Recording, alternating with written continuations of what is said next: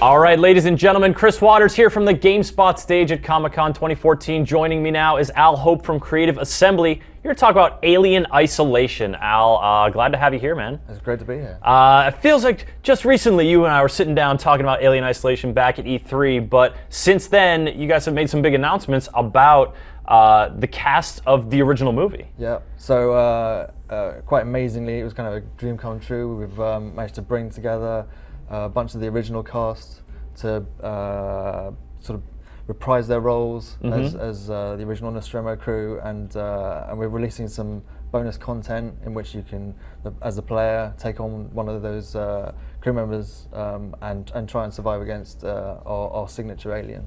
A signature alien, yeah. That xenomorph. So now the game Alien Isolation takes place after the events of Alien. It's sort of investigating to try to figure out what went down during the movie timeline. So the Alien Isolation itself takes place 15 years after the Nostromo goes missing, and you play Amanda Ripley, so Ellen Ripley's daughter, and she's trying to find answers as to her mother's disappearance. And then when Weyland Yutani discover that they believe someone has found the black box flight recorder of the Nostromo, she volunteers to be part of it. She's got to go in. Yeah, got to go and find it. So connect it then to, we're just catching a glimpse there of the cast members, connect it then to them and sort of how, where that piece of content fits into the game. Yeah, so I mean, the new Crew Expendable content is very much bonus content. It's not, it's kind of, it kind of takes you back to that original 15 years earlier when the crew were trying to survive against the alien on the Nostromo inside that pressure cooker. There's no escape. We just have to try and deal with it.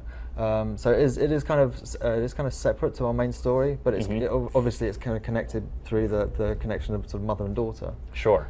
Now, one of the things that you guys have been so diligent about, and I think has lent a lot of, it's created a lot of the appeal for Alien Isolation, is how much you guys are channeling the aesthetic of the movie and sci-fi in that time, and the green CRT monitors, and just the way you were trying to make it look like the movie looked. So, making getting Sigourney Weaver in to talk about the game is one thing, but you're not mocapping her and capturing her face to make her look like Ellen Ripley when the original game came out. Well, actually, one of the interesting things was when we started, we were given this amazing production archive from 20th Century Fox, and one of the great things was all these continuity photos of the cast on set back in 1979, and so we had these amazing front and side shots. Really? And so that was our treasure trove from which we could build 3D models from those faces from 35 years ago. So it was an amazing kind of resource. So when we were able to recreate these likenesses, we were kind of able to take them back in time. And how cool to have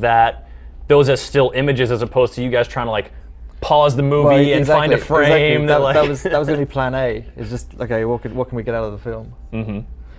So did you get to talk to the actors themselves and sort of talk about what the game and what you guys are trying to do and sort of get their reactions? Absolutely. I mean, we took them through the premise of the game, what we were trying to do, the approach we were taking, going back to that original kind of Ridley Scott Haunted House in Space, and Alien Isolation being much more a survival game rather than trying to be a kind of game about killing. Yeah. And I think once they saw the kind of attention to detail and the fact that we were taking the player back to that original roots of the series, that I think they found it really exciting, and we worked really closely with them on their likeness and on the voice recording, which it's just an incredible experience to sit and listen to those cast members take on those roles again and start acting out being on the Nostromo once more. Very cool. Did they have moments? Did they have flashbacks like, oh, I remember that piece of the set, or oh, those walls? They were like, you touch them and they feel really weird, but they look cool. Yeah. So I mean, actually, we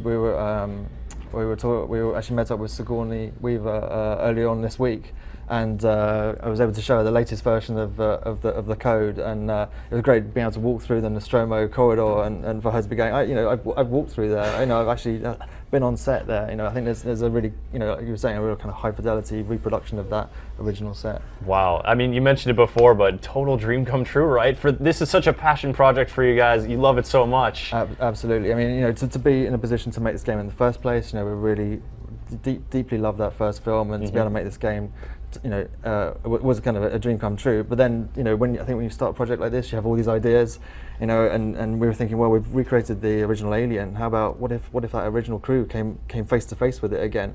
It was great to be able to be in a position to show the original cast, hey, this is what we're doing, and for them to get really, really excited and get behind the project. Very cool. And so that's to clarify again, that original cast stuff is part of it's currently a pre-order bonus. Yeah, that's correct. And so that's something people can order now because the game's coming out in just a few months. Yeah, October 7th. October 7th. And you guys are also giving people on the show floor here at Comic-Con a taste of the action. Yeah. But this is not, this isn't a game to play on a crowded show floor. No, so it's a very cool setup we've got. We've built this enormous alien egg. There it is. Where you can go inside one at a time and experience the kind of time-based challenge, which is just a really stripped-down experience. It's just you, an alien, motion tracker, and a flamethrower, and seeing how long you can survive. It's just been absolutely fantastic. It's very intense. It's very loud. You're isolated, and it's just you and the screen. And it's been fantastic watching, because we have a camera inside the egg, and so the audience outside can watch your reaction. And really? You can hear the kind of oohs and ahs as people attempt to survive, and and big cheers when people when they get close to making it. So it's a really really fantastic experience. Do you record the like screams also and the oh my god coming out of there? We should do that. Might be a bit unfair though. Yeah. Very cool. So Alien Isolation coming out October 7th on which consoles? Xbox One, Xbox 360, PlayStation 4, PlayStation 3, and PC. And you guys must be pretty much closing in on finishing this thing up by now, right? Yeah, the amazing team back at the studio are just sort of fine tuning everything and just polishing. And it's things like this where we get to put the game in front of people and actually put it in their hands and get them to play it, and get their feedback, and we can kind of take that back to the studio for that sort of last minute fine tuning. Very cool. We actually have a question coming in here over Twitter, wondering, sort of back to asking about, you guys talking about using that source material, right? Did you use blueprints from the movie to recreate the Nostromo, or did you sort of also take liberties, sort of with the floor plan? Yeah. So. Yes, is the short answer. That was one of the other great archive source material was the actual set design blueprint. So we were able to map out the Nostromo as it was designed and built. But of course, that was a film set, and we wanted to make sure it was a great game experience. And so we made some quite subtle changes just to make sure it's a great player experience. But I think on the whole, it is more or less a one-for-one reproduction. And you'll be able to have those moments, if you watch the movie a few times, like Sigourney had, of I recognize this hallway. Yeah, whether it's on the bridge or down in engineering, it's very highly recognizable. Very cool, Al. Well, you guys also, you have some more showings here at San Diego Comic-Con. You guys have another presentation going on? Yeah, so over at Nerd HQ at Petco Park, we have another slice of the game, and that's actually taken from the main game, and that's a much longer experience. It's about a 20-minute demo, and again, that just sort of drops you in the middle of the game. It's kind of quite a challenging experience, but I think a lot of people get a huge amount out of it. Again, it's you and the alien, and quite simply a motion tracker, but it's a slightly extended experience, and everyone should check it out. Yeah, are you finding that people coming out of it are having the experience you're hoping them to have of that demo being a good microcosm of sort of what the game is about? Yeah, just watching people play is massively rewarding and really exciting. Seeing people come out with massive smiles on their faces, even though they've been killed quite a few times. I think they're coming out with an adrenaline rush, and you can see them having this physical reaction, as they get scared playing it. It's fantastic. Well, Al, so happy to talk to you again about Alien Isolation. It's always a pleasure. Very cool to hear about the new the pre-order stuff with the original cast. Thanks very much. Enjoy the rest of your show here, and folks, that's Alien Isolation coming out October 7th with the pre-order bonus with the original cast voice acted and mapped into the game. Very cool.